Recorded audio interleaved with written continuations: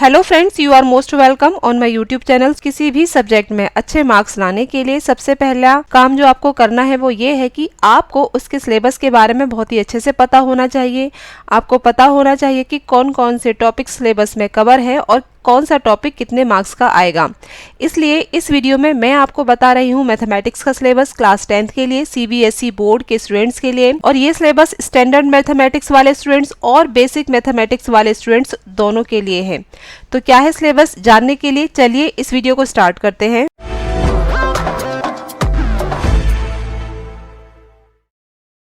तो ये आपकी स्क्रीन पर सिलेबस है क्लास 10th का मैथमेटिक्स का। ये सिलेबस सीबीएसई की वेबसाइट पर भी अपलोडेड है। तो जैसा कि आप अपनी स्क्रीन पर देख सकते हो कि आपका 80 मार्क्स का पेपर आएगा और आपके पूरे सिलेबस में 7 यूनिट्स हैं। पहले यूनिट का नाम है नंबर सिस्टम, जो कि आएगा 6 नंबर का। दूसरे यूनिट का नाम है अलजेब्रा और अलजेब्रा में से पूछा जाएगा आपको 20 मार्क्स का। फिर उसके बाद है कोऑर्डिनेट ज्योमेट्री, जिसमें से आपका पूछा जाएगा 6 मार्क्स का। उसके बाद है ज्योमेट्री और ज्योमेट्री में से आपका पूछा जाएगा 15 नंबर का। फिर ट्रिग्नोमेट्री और ट्रिग्नोमेट्री में पूछा जाएगा आपका 12 मार्क्स का। फिर है मेंसुरेशन और मेंसुरेशन आएगा आपका 10 मार्क्स का। और फिर है स्टैटिस्टिक्स एंड प्रोबेबिलिटी, जो कि आपका 11 मार्क्स का। तो जो आपका मैक्सिमम पोर्शन है वो है आपका अलजेब्रा में से, जिसमें से 20 मार्क्स का आएगा। और उसके बाद है ज्योमेट्री में से, जिसमें से आपका 15 मार्क्स का आएगा। थर्ड है मेजॉरिटी मार्क्स का, जिसका नाम है ट्रिग्नोमेट्री। तो आपको अपने मैथ्स में अलजेब्रा, ज्योमेट्री और ट्रिग्नोमेट्री में बहुत ही ज्यादा मेहनत करनी है, जिससे कि आप मैक्सिमम सिलेबस अपना कवर कर सकें और ज्यादा से ज्यादा नंबर कम टाइम में लेके आ सके। अब हम कंटेंट देख लेते हैं कि एक एक यूनिट्स में क्या क्या है। तो सबसे पहले हम यूनिट फर्स्ट की बात करते हैं, जिसका नाम है नंबर सिस्टम। नंबर सिस्टम में सबसे पहले आप पढ़ोगे कि रियल नंबर्स क्या होते हैं, जिसमें से थोड़ा बहुत पहले आप क्लास 9th में भी पढ़ चुके हो। और इस नंबर सिस्टम में से जो मोस्ट इंपोर्टेंट क्वेश्चंस है वो ये आपके पूछे जाएंगे कि जो आपके इरेशनल नंबर्स हैं, इसको आपको प्रूफ करना पड़ेगा कि ये रेशनल नंबर्स हैं। उसके बाद आ जाता है आपका अलजेब्रा, जो कि सबसे ज्यादा मार्क्स का जिसमें से पूछा जाएगा। अलजेब्रा में से सबसे पहला है आपका चैप्टर जो है पॉलिनोमियल्स का, जिसमें बेसिक कंसेप्ट ये पूछा जाएगा कि जीरोस ऑफ पॉलिनोमियल्स क्या होते हैं, कोफिशिएंट्स ऑफ क्वाड्रेटिक पॉलिनोमियल्स क्या होते हैं, और साथ में इसके न्यूमेरिकल क्वेश्चंस।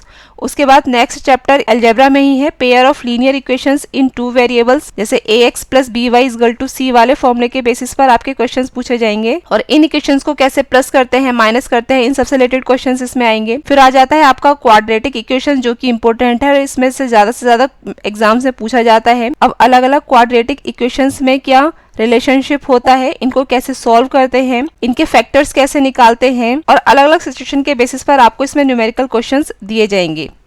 उसके बाद आता है आपका अरिथमेटिक प्रोग्रेशन यानी एपी। एपी वाला जो चैप्टर है वो भी काफी इंपॉर्टेंट है और इसमें से कई सारे क्वेश्चंस एग्जाम में आते हैं, जिसमें से आपकी सिंपल यही है कि एपी टर्म क्या होती है, इसकी nth टर्म कैसे फाइंड आउट करते हैं, इसका समेशन कैसे निकालते हैं, जिसमें 2-3 फॉर्मूले के बेसिस पर आप ये सब सीखोगे। और ये कंसेप्ट नया है, इससे पहले आपने एपी प्रोग्रेशन के बारे में नहीं पढ़ा है। उसके बाद आ जाता है यूनिट थर्ड का नाम है कोऑर्डिनेट ज्योमेट्री। इसमें आपका एक ही चैप्टर है जिसका नाम है लाइंस। लाइंस के बारे में पढ़ोगे, इसकी क्या फॉर्मूला होता है कि किसी ग्राफ पर अगर आपको लाइंस ड्रॉ करनी है तो उसके लिए क्या फॉर्मूला होगा, उसके लिए एंड पॉइंट कैसे निकालेंगे, इसका जो मिड पॉइंट है यानी मिडिल पॉइंट है वो कैसे निकालेंगे, इसकी डिस्टेंस कैसे निकालेंगे। इस तरह के फॉर्मूलाज के बेसिस पर आप इन सब प्रॉब्लम्स को सॉल्व करोगे। और साथ ही साथ किसी ग्राफ पर अगर कोई ट्राइंगल बना हो तो उसके लिए क्या फॉर्मूला होता है। उसके बाद यूनिट 4th है, जिसका नाम है ज्योमेट्री। अब ज्योमेट्री में का जो सिलेबस है वो काफी ज्यादा लेंथी है, जिसमें से सबसे पहले आप ट्राइंगल्स के बारे में पढ़ोगे।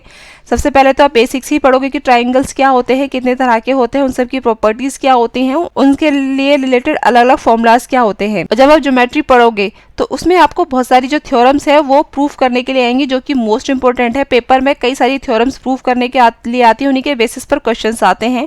तो जब आप ये यूनिट करो तो आपको ये याद रखना है कि जितनी भी थ्योरम्स है उसकी प्रैक्टिस आपको अच्छे से करनी है, और थ्योरम से रिलेटेड जो भी क्वेश्चंस बनते हैं उसकी प्रैक्टिस भी आपको अच्छे से करनी है। तो इस ट्राइंगल में ऑल एंड अबव आपकी 9 थ्योरम्स है रिलेटेड, जो आपको प्रूफ करने के लिए आएंगी। और ये सारी की सारी 9 थ्योरम्स आपको अच्छे से पता होनी चाहिए और इससे रिलेटेड क्वेश्चंस भी आपको पता होनी चाहिए। क्या है क्या नहीं है हम एक एक करके सिलेबस में कवर करेंगे। उसके बाद है सर्कल। अब सर्कल में सबसे पहले आप बेसिक पॉइंट पढ़ोगे कि सर्कल्स क्या होते हैं, इनके क्या फीचर्स होते हैं, क्या इनकी प्रॉपर्टीज होती है। फिर टेंजेंट टू ए सर्कल क्या होता है, पॉइंट ऑफ कांटेक्ट क्या होता है, फिर उनसे रिलेटेड जो थ्योरम्स हैं वो आपको प्रूव करने के लिए आएंगी कि इनको आप प्रूव कीजिए। और सर्कल में आपकी बेसिकली 2 ही थ्योरम बनेंगी जिनको प्रूव करने के लिए आपका आएगा। उसके बाद आ जाता है आपका कंस्ट्रक्शंस में आपका जो सिलेबस है थोड़ा सा कम है। इसमें आपका आएगा division of A line segments in A given ratio. Constructions में आपको 3 चीजें बनाने के लिए दी जाएंगी। सबसे पहले आपको लाइन को डिवाइड करना पड़ेगा एक पर्टिकुलर रेशो में, उसके बाद आपको टेंजेंट ड्रॉ करना पड़ेगा सर्कल के बाहरी पॉइंट से, और थर्ड जो आपको बनाना पड़ेगा वो आपको बनाना पड़ेगा एक ट्राइंगल गिवन होगा, उसके सिमिलर ट्राइंगल आपको बनाना पड़ेगा। तो ये 3 तरह की कंस्ट्रक्शंस आपको करनी पड़ेंगी। सिलेबस इस बार काफी कम कर दिया गया है। नेक्स्ट वीडियो में हम डिस्कस करेंगे कि कितना कम किया है, क्या चेंजेस किए हैं। उसके बाद जो यूनिट 5th है जिसका नाम है ट्रिग्नोमेट्री, ये आपके लिए न्यू कंसेप्ट है, इसके बारे में आपने पहले नहीं पढ़ा है। और ट्रिग्नोमेट्री अगर आपको समझ में आ गई तो आपका काफी सारा पोर्शन तो ऐसे ही हो जाएगा, क्योंकि ये या तो समझ में आती ही नहीं है,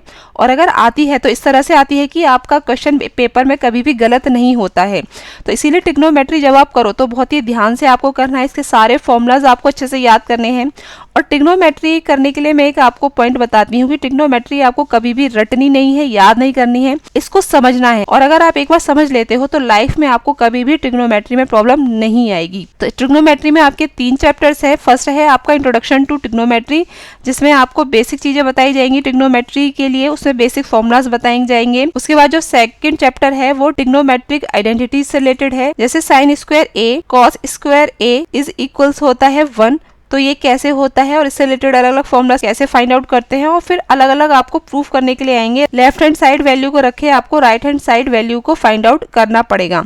उसके बाद आता है हाइट एंड डिस्टेंस का, ये आपका जो क्वेश्चंस होंगे ये सॉल्विंग प्रॉब्लम्स होंगी आपकी, जिसमें आपको अलग अलग सिचुएशन दी गई होंगी कि जैसे कि ये आपकी दीवार है, यहाँ आपकी एक लैडर रखी है, तो इसकी लेंथ क्या होगी, यहाँ पर कौन सा एंगल बनेगा एटसेट्रा, जो कि आप ट्रिग्नोमेट्रिक के बेसिस पर इसको सॉल्व करोगे। उसके बाद आता है मेंसुरेशन, जिसमें अलग अलग एरियाज वॉल्यूम्स इन सबसे रिलेटेड आपके क्वेश्चंस आएंगे। तो इसमें 2 चैप्टर्स हैं आपके। पहला है सर्कल्स के एरिया से रिलेटेड वाला चैप्टर, इसमें आपका एरिया ऑफ सर्कल्स के बारे में पूछा जाएगा। सर्कल को कितने सेक्टर्स में डिवाइड कर सकते हैं, सेगमेंट्स क्या होते हैं, और उन सब का एरिया, उन सब की जो वैल्यूज हैं हम किस तरह से फाइंड आउट करते हैं। पैरामीटर एंड सर्कमफ्रेंसेस के बेसिस पर आपके क्वेश्चंस पूछे जाएंगे। उसके बाद जो आपका सेकंड चैप्टर है जो कि थोड़ा सा लेंदी है, जिसमें आपको थोड़ी सी ज्यादा मेहनत करनी पड़ेगी, उसका नाम है सरफेस एरिया एंड वॉल्यूम। इसमें आपको अलग अलग फॉर्मुलाज गिवन होंगे। क्यूब्स का सरफेस एरिया एंड वॉल्यूम का फॉर्मूला क्या होता है, क्यूबॉइड्स का सरफेस एरिया एंड वॉल्यूम का फॉर्मूला क्या होता है, स्फीयर्स का सरफेस एरिया का फॉर्मूला एंड वॉल्यूम का फॉर्मूला क्या होता है, हेमिस्फीयर्स का फॉर्मूला क्या होता है, राइट सर्कुलर सिलेंडर का फॉर्मूला क्या होता है, कोन्स का फॉर्मूला क्या होता है, फ्रस्टम ऑफ ए कोन यानी बकेट जिसका सरफेस एरिया और वॉल्यूम किस तरह से फाइंड आउट करते हैं। तो इन सभी के इस फॉर्मूलाज आपको याद करके उनके बेसिस पर आपको प्रॉब्लम्स दी जाएंगी और वो आपको सॉल्व करने पड़ेंगे। उसके बाद जो नेक्स्ट क्वेश्चंस इस चैप्टर में बनते हैं जो कि मोस्ट कॉम्प्लिकेटेड होते हैं, उसमें होगा कि एक अगर हम सॉलिड को दूसरे में कन्वर्ट करते हैं तो किस तरह से उसका दूसरी चीज निकालेंगे। जैसे कि यहाँ पर आपको एक स्फेयर दिया गया है, उसका आपको वॉल्यूम गिवन होगा, फिर उसको एक क्यूब में कन्वर्ट कर दिया गया है और फिर आपको उस क्यूब का वॉल्यूम या फिर सरफेस एरिया आपको फाइंड आउट करना पड़ेगा। तो ये सारे जो क्वेश्चन है ये थोड़े से कॉम्प्लिकेटेड होते हैं, थोड़ा सा ध्यान देना पड़ेगा। और ये चीज आपको समझ में आ गई तो फिर आपको इस चैप्टर में या फिर इस यूनिट में कभी भी कोई भी प्रॉब्लम नहीं होगी। उसके बाद जो आपका लास्ट यूनिट है उसका नाम है स्टैटिस्टिक्स एंड प्रोबेबिलिटी। थोड़ा बहुत आपने इसके बारे में पढ़ा हुआ है, लेकिन अब थोड़े से अपर लेवल पर आप क्लास में पढ़ोगे, यानी क्लास 10th में। तो इसमें आपके 2 चैप्टर्स हैं। सबसे पहले स्टैटिस्टिक्स, जिसमें आप mean median mode find out करोगे। उसके बाद है प्रोबेबिलिटी। प्रोबेबिलिटी काफी अच्छा कंसेप्ट है, आप एक बार जब इसको पढ़ोगे तो बहुत ही ज्यादा आपको अच्छा लगेगा। इस थोड़ा सा मैं बता देती हूँ कि जैसे कि एक बैग है, बैग में आपकी कुछ बॉल्स हैं डिफरेंट कलर्स की। तो आपसे पूछा जाएगा कि माना अगर आप एक रेड बॉल आप रैंडमली निकालते हो तो उस रेड बॉल आने के चांसेस कितने ज़्यादा हैं।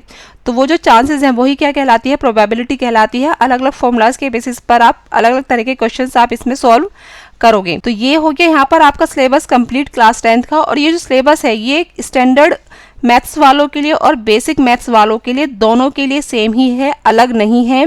यानी जिन्होंने स्टैंडर्ड मैथ लिया है और जिन्होंने बेसिक मैथ लिया है उनके लिए एक ही बुक रहेगी, एक ही सिलेबस रहेगा, कोई भी चेंज नहीं होगा। तो जब आपको क्लास में पढ़ाया जाएगा कोई भी डिफरेंस नहीं होगा स्टैंडर्ड मैथमेटिक्स वाले स्टूडेंट्स में और बेसिक मैथमेटिक्स वाले स्टूडेंट्स में। फर्क कहाँ होगा, फर्क होगा जब आप एग्जामिनेशन हॉल में बैठोगे और जब आपके हाथ में क्वेश्चन पेपर आएगा। तो जो क्वेश्चन पेपर होगा वो स्टैंडर्ड मैथमेटिक्स वाले स्टूडेंट्स के लिए अलग होगा और बेसिक मैथमेटिक्स स्टूडेंट्स वालों के लिए अलग होगा। और लेवल जो होगा क्वेश्चंस का, यानी जो टफनेस का लेवल होगा वो भी अलग अलग होगा दोनों ही तरह के स्टूडेंट्स के लिए।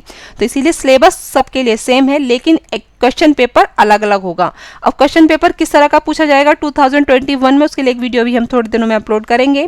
तो इसके साथ ये वीडियो खत्म होता है। ये वीडियो आपको कैसा लगा नीचे कमेंट बॉक्स में लिखकर मुझे जरूर बताइएगा, और अगर आपको पसंद आया हो तो लाइक कीजिए, साथ ही साथ हमारे इस चैनल को सब्सक्राइब कीजिए।